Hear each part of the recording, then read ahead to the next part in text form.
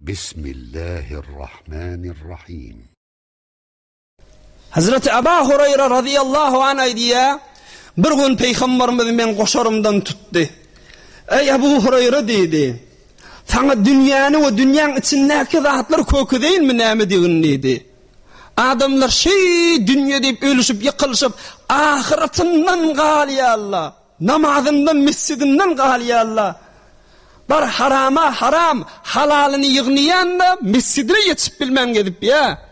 Son kökü değil mi dedi. Ebu Hureyre aytdı, bela ya Resulullah kökü dedi. Peygamberimiz men elimden tuttu, şehirden daşarıya alıp gitti diye. Bismillah. Peygamberimizin ovadan dünya için vuran mesalini haşen akit eştireylin doğullara, öğütürmüde, dünyanın alınıp da namazından, taat-ı ibadetinden galip yörellere.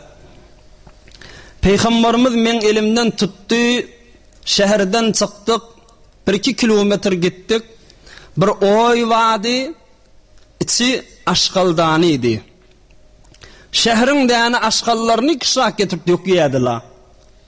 Yani todip yatan, çürüyüp yatan parça parala, egin maşla, muşammala, şu zamannaki zatla, harap yıkılıp yatan öylerin anır ver zatları, bulada bir kabristan vadi, onun näsi yıl geçip, bir adamın cumcuması görünüp durdu.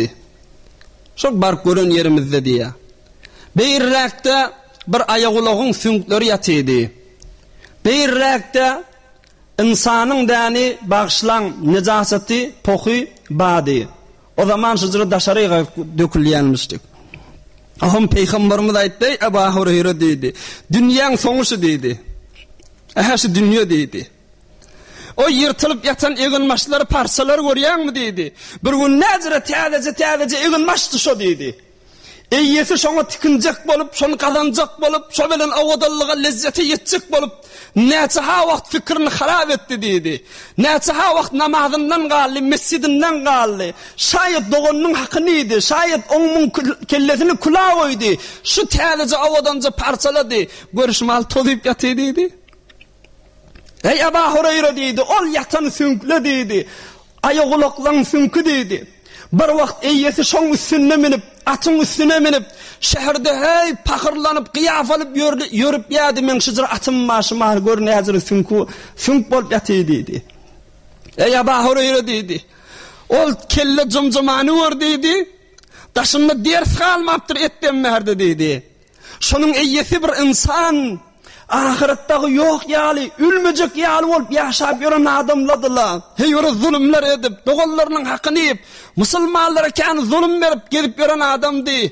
Hatta özü galyp bilmedi şu dünýäň içinde döwlet taşa berdi dursun. Özü galmady, dargady gitdi. Hatta daşynda bir ders galmady, etten damardan berdi dedi. Ey Ebu Hureyre, ol ankyp porsyp yatan idi. İnsan idi. Näzirek iýbiçkisi dedi. Näzirek öz zähmet çekip, gowja dat iýeýin, gowja dat geýeýin, gowdatlar iýbiçeýin nipdäni, behtirin mewjatlar, behtirin etlerdi, behtirin bişiglen harlardy. İnsanyň ýanyna bir-iki gyjak hally, nejasat hafa bolup çykdy dedi.